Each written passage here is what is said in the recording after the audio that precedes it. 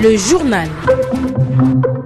Le Rassemblement pour le Gabon a la primature pour des propositions au gouvernement face à la crise sanitaire qui bouleverse l'ordre mondial.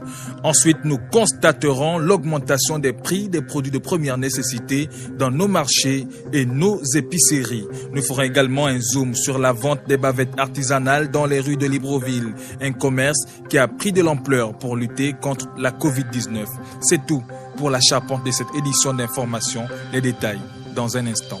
Le saviez-vous? Il existe des gestes simples à connaître pour empêcher la propagation du coronavirus. On les appelle les gestes barrières. Quels sont-ils? Se laver fréquemment les mains avec un désinfectant à base d'alcool ou de l'eau et du savon. En cas de toux et d'éternuement, couvrez la bouche et le nez avec le coude fléchi ou un mouchoir. Jetez immédiatement le mouchoir et lavez-vous les mains. Évitez tout contact étroit avec une personne ayant de la fièvre et de la toux. Saluez sans se serrer la main. Évitez les embrassades. Nettoyez les objets et les surfaces souillées. Si vous présentez des symptômes de la grippe, fièvre, toux, éternuement, difficulté à respirer, ne vous rendez pas dans une structure sanitaire ou chez votre médecin traitant. Appelez le 1410.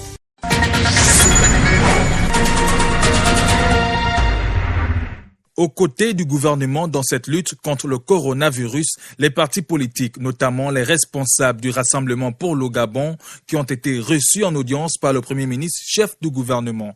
Le président du RPG, Laurent Angué-Mezui, est allé transmettre à Julien Kogué-Bekale les propositions de sa formation politique, lesquelles propositions visent à éradiquer la Covid-19 au Gabon. Ray Moussavou nous fait le point.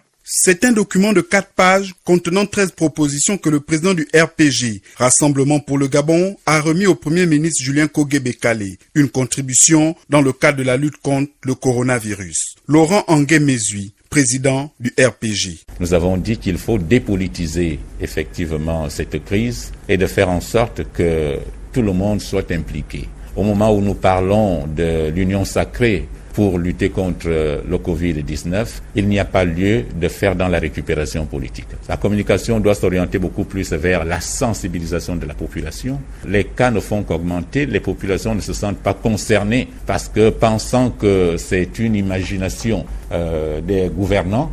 Alors donc, nous avons donc proposé des choses allant dans cette sensibilisation des populations pour toucher effectivement la sensibilité de ces dernières. Nous avons proposé de prendre en charge le personnel qui se trouve en amont, en première ligne de la lutte contre le Covid-19, leur donner les outils nécessaires, les médecins, il faut leur donner les matériels qu'il faut. La nouvelle équipe du RPG a également été présentée au Premier ministre, Julien Kogué-Bekale. Au sortir du 7e congrès national qui a mis en place la gestion tétravalente de notre parti, une fois à la tête du parti pour cette année 2020, nous avons estimé qu'il fallait faire le tour des institutions de la République pour une visite de courtoisie.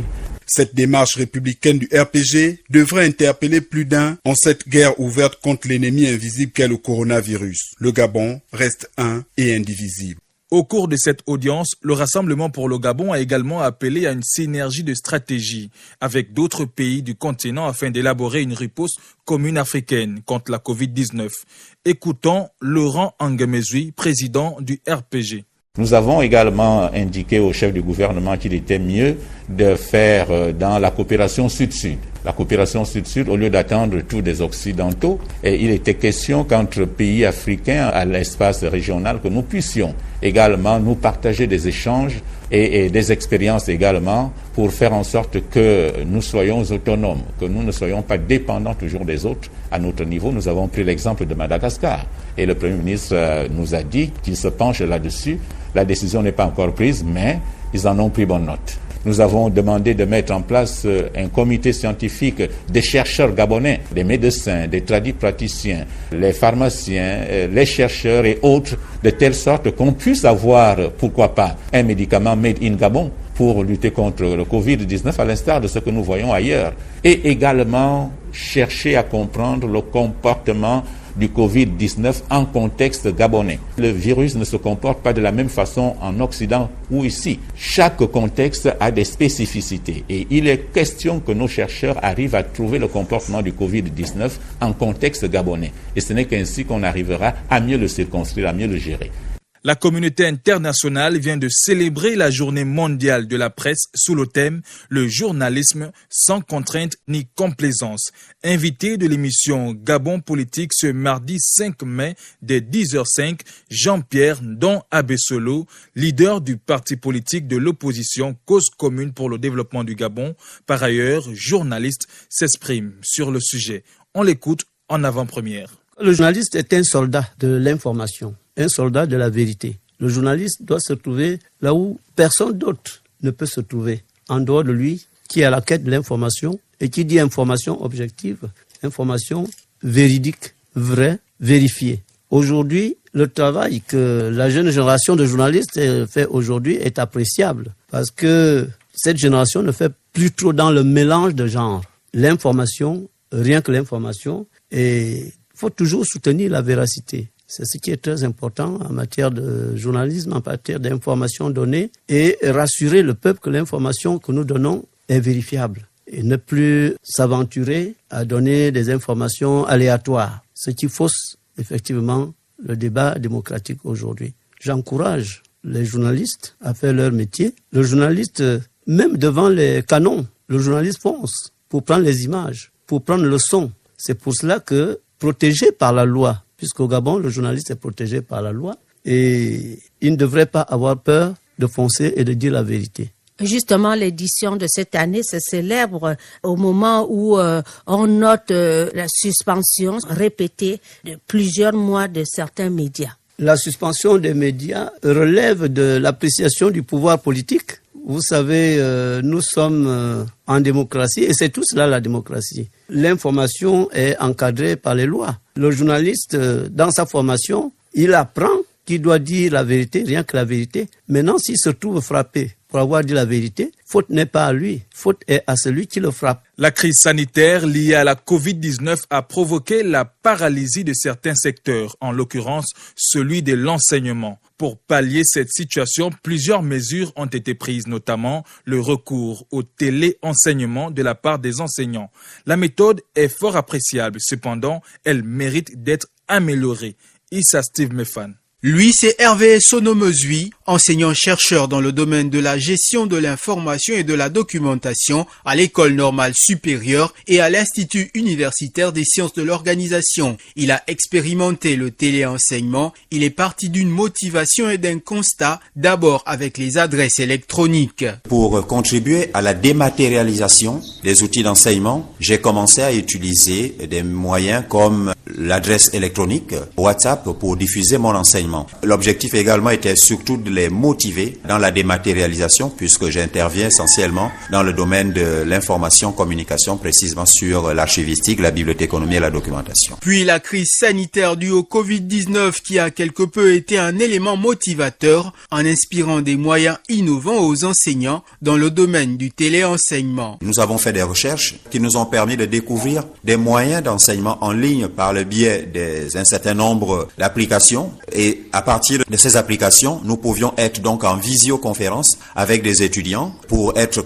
quasiment en présentiel, l'objectif étant de rechercher l'interaction. Un objectif partiellement atteint dû à de nombreuses difficultés. Il se pose d'abord un problème de mesure d'accompagnement. Tous les étudiants ne savent pas manipuler ces outils, donc cela nécessite donc qu'ils aient des formations spécifiques dans l'utilisation des technologies de l'information et de la communication, surtout les nouvelles. Mais lorsque le confinement est devenu quasiment total pendant les 2 semaines, il y a eu une régression ou une diminution du nombre d'étudiants connectés et du coup, nous ne pouvions pas travailler dans les conditions sereines. Il y a eu également une régression surtout par rapport au délai d'exécution. Parfois, on s'étend sur 1 à 2 semaines pour avoir des premiers retours. La crise sanitaire actuelle est venue révéler en fait une fracture numérique. Et cette fracture numérique mérite d'être comblée. Donc, il y a une motivation que j'ai essayé d'inculquer aux étudiants pour qu'ils puissent s'arrimer à l'utilisation de ces applications. Il est donc demandé aux étudiants de s'approprier ces outils de téléenseignement qui peuvent engendrer des méthodes de formation en ligne moins coûteuses en termes de production matérielle des documents et très pratiques avec possibilité de suivre un enseignement à distance.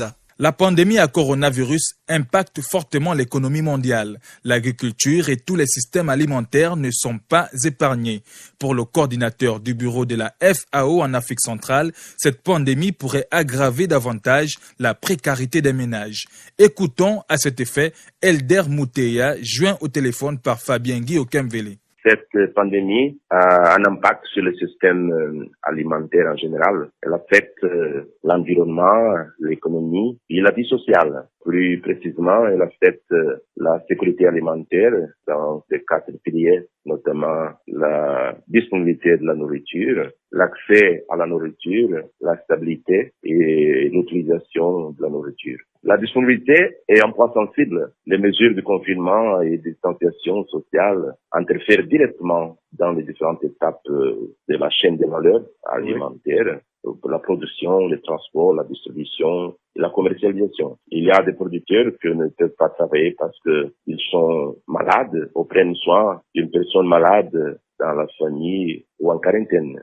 Il y a aussi une augmentation des gaspillages d'aliments sur le terrain car les opérateurs de commercialisation sont empêchés d'y aller. Ces mesures provoquent ou exacerbent également la pauvreté et le manque d'argent empêche de nombreuses personnes d'acheter les produits dont ils ont besoin. L'accès est également qu'il peut affecter car les prix des aliments augmentent. Et l'utilisation des aliments est affectée car la crise génère une sorte de pénurie des aliments pour constituer une alimentation diversifiée. Et le commerce international aussi impacte un effet qui peut affecter l'économie car de nombreux transporteurs ont réduit les opérations. On peut noter ça dans l'économie mondiale. Les réserves alimentaires mondiales sont à un niveau acceptable. Si les bons investissements sont faits maintenant, non seulement pour combattre directement la maladie, mais aussi pour renforcer le système alimentaire, la situation alimentaire mondiale peut être normalisée, évitant une crise alimentaire généralisée. En cette période de confinement partiel du Grand Libreville, les prix de certains produits de première nécessité semblent avoir augmenté dans nos marchés. Téné, par exemple, le bâton de manioc est passé de 200 à 400 francs CFA. Constat sur le terrain avec Edgar Kaba.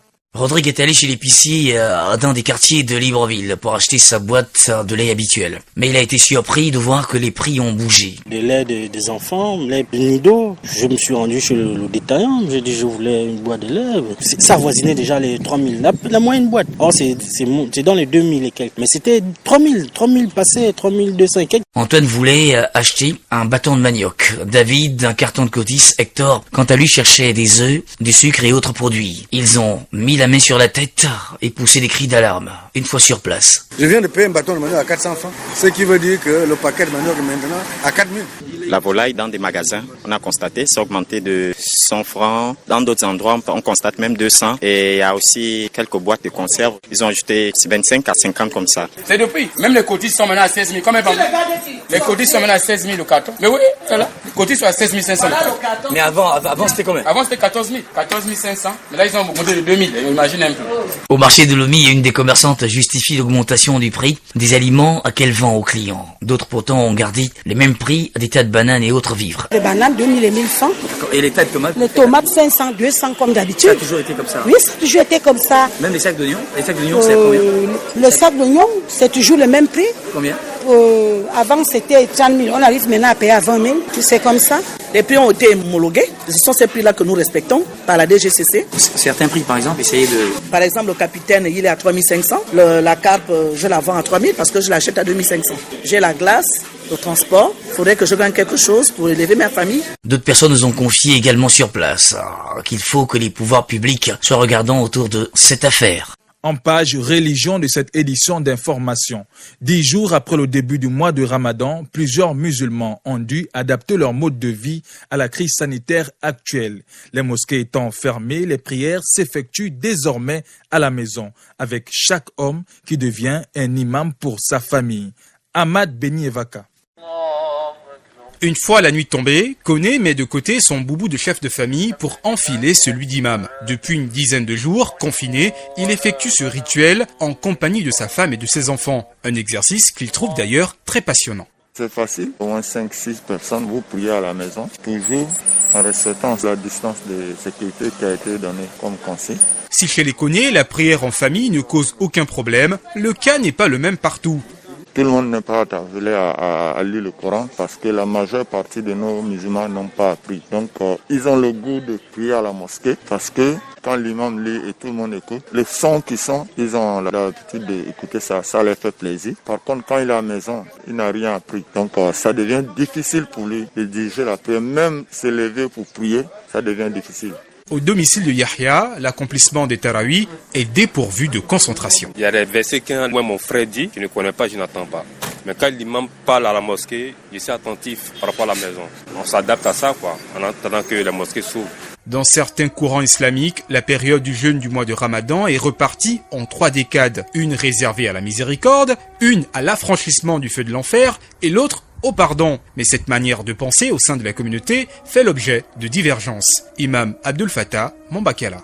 Al-Bayyinatu al-Mudda'i. Celui qui affirme une chose, c'est à lui d'en apporter la preuve. Celui qui craint Allah doit être vigilant, doit être regardant sur ce qu'il fait. Parce que les jours ne doivent pas se ressembler. Vous ne devez pas être au même niveau chaque jour. Vous devez chercher à faire plus, encore plus. Mais une chose est sûre, au cours de la dernière décade se cache une nuit appelée la nuit du destin qui correspond à 1000 mois d'adoration.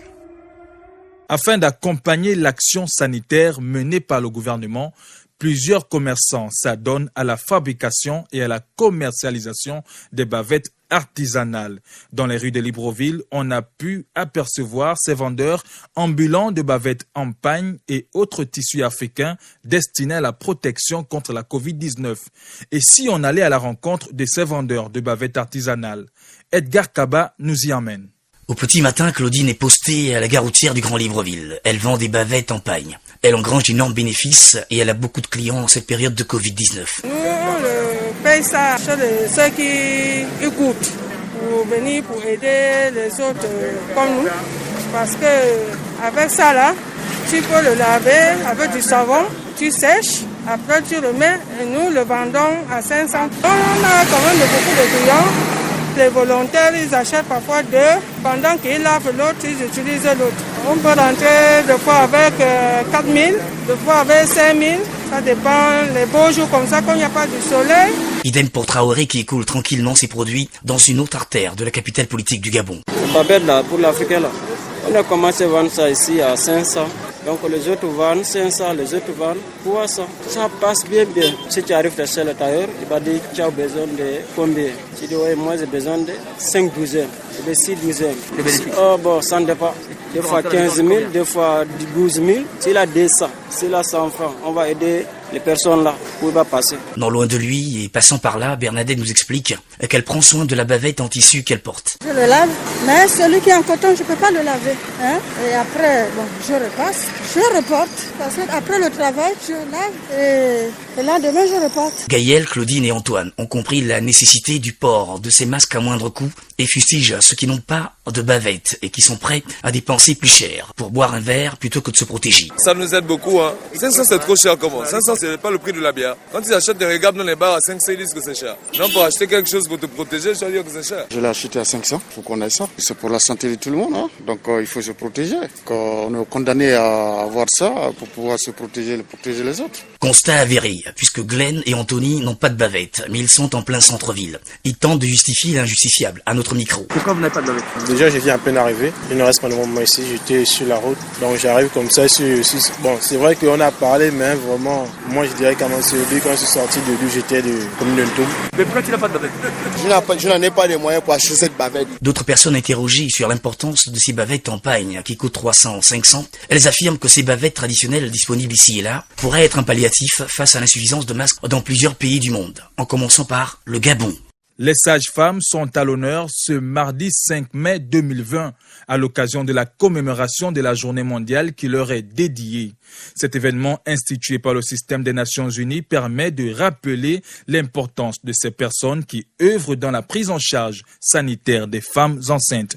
Plus de précisions avec Lise Obon Angoro. Commémorer le 5 mai de chaque année, la journée internationale de la sage-femme instituée il y a 15 ans a pour objectif d'informer tous ceux qui s'intéressent à la santé et à la justice ou qui ont une expérience dans ce domaine que les sages-femmes ont un rôle essentiel à jouer pour réduire la mortalité et la morbidité maternelle et néonatale. De célébrer les réalisations des sages-femmes ainsi que leur contribution à l'amélioration des résultats en matière de santé sexuelle génétique, maternelle et néonatale, et d'encourager les décideurs à mettre en œuvre des changements plaidant en faveur d'effectifs sages-femmes adéquats et de la reconnaissance du rôle professionnel unique des sages-femmes. L'édition 2020 de la Journée mondiale de la sage-femme est placée sous le thème « Célébrer, démontrer, mobiliser, unifier ». Il démontre combien les sages-femmes et les femmes peuvent s'associer pour se mobiliser à s'unir avec un objectif commun. C'est en 1990 au Japon, lors du congrès de la Fédération internationale des sages-femmes, que cette journée a été instituée. Elle a été commémorée pour la première fois en 1991.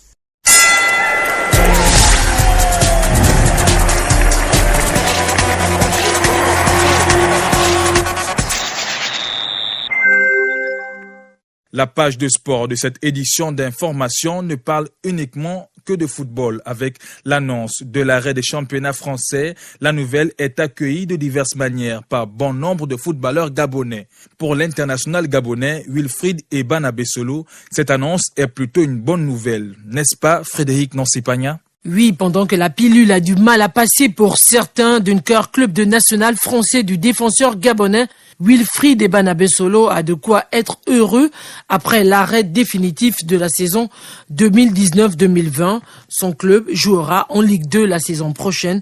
C'est ce que rapporte David Maguena. Après 25 journées disputées en national, Dunkerque de l'international gabonais Wilfried Ebana Bessolo occupe la deuxième place au classement avec 47 points. Le défenseur des Panthères ne cache pas sa joie d'évoluer la saison prochaine en Ligue 2. Wilfried Ebana Bessolo. Moi, je suis très content de là où je suis, que moi je pensais qu'on devait continuer le championnat.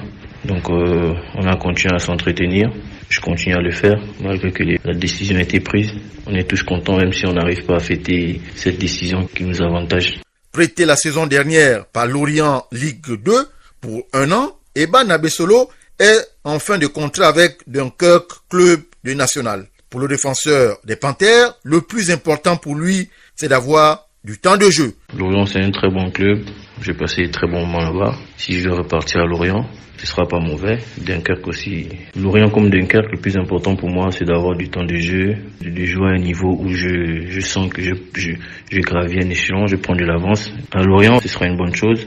Si je reste à Dunkerque, également, ce sera une très très très bonne chose. Le joueur, âgé de 28 ans, envisage la suite de sa carrière avec beaucoup d'ambition et d'envie.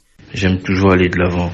Aujourd'hui, je suis à Dunkerque en national. Si l'année prochaine, Dieu peut me permettre d'être en Ligue 2 ou en Ligue 1, je serai très très très content.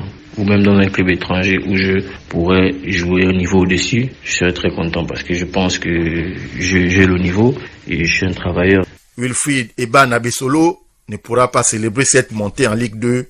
Le contexte actuel, marqué par le Covid-19, empêche tout rassemblement. Si cette nouvelle, liée à l'arrêt de la saison du football français, donne du sourire à Ebana Bessolo, c'est tout le contraire pour son coéquipier en équipe nationale, Irandou Moussavouking. En effet, l'arrêt définitif du championnat français de football cette saison ne fait pas que des heureux côté gabonais. Le Mans, club de Ligue 2 de l'international gabonais, Moussavouking descend en national, 19e au classement au terme de la 21e journée. Les Manceaux payent le prix de cette saison en dents de scie, cruelle conséquence du Covid-19 pour le Mans FC. Les Manceaux retrouvent le national un an seulement après l'avoir quitté. Et alors que la Ligue de football française a confirmé l'arrêt de la saison 2019-2020, d'autres pays européens tels que l'Angleterre, l'Allemagne, l'Espagne et l'Italie espèrent mener à terme leur saison. En Allemagne, par exemple, on parle d'une reprise dès le 9 mai, mais rien n'est encore confirmé. Les 3e et 4e journées des éliminatoires de la CAN 2021, reportées il y a un mois, ouvrent la voie aux rumeurs sur un probable report de la 33e édition de la Coupe d'Afrique des Nations. Dans tous les cas, le Cameroun se dit prêt selon les affirmations de l'ancienne gloire du football camerounais, Samuel Eto'o-Fils. Oui, la légende camerounaise Samuel Eto'o, tout comme plusieurs grandes figures de football africain, plaide depuis plusieurs jours pour le report de la CAN Total Cameroun 2021.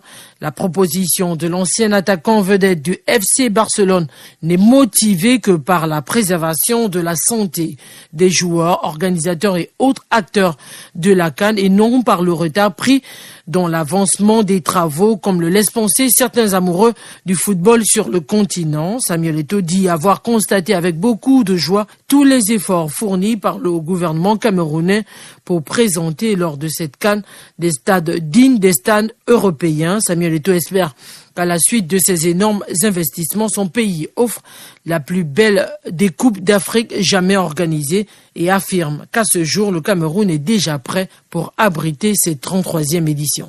Madame, Monsieur, nous sommes à la fin de cette édition d'information, juste avant le rappel des titres. Le rassemblement pour le Gabon à la primature pour des propositions au gouvernement face à la crise sanitaire qui bouleverse l'ordre mondial.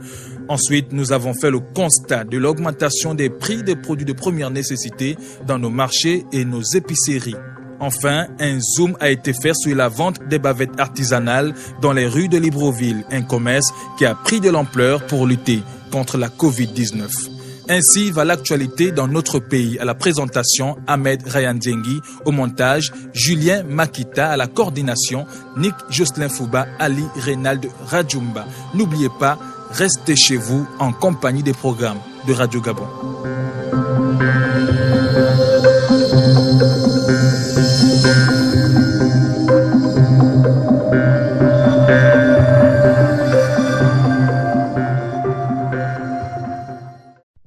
Vous êtes câblé sur Radio Gabon émettant de Libreville, 88.7, 96.5 FM.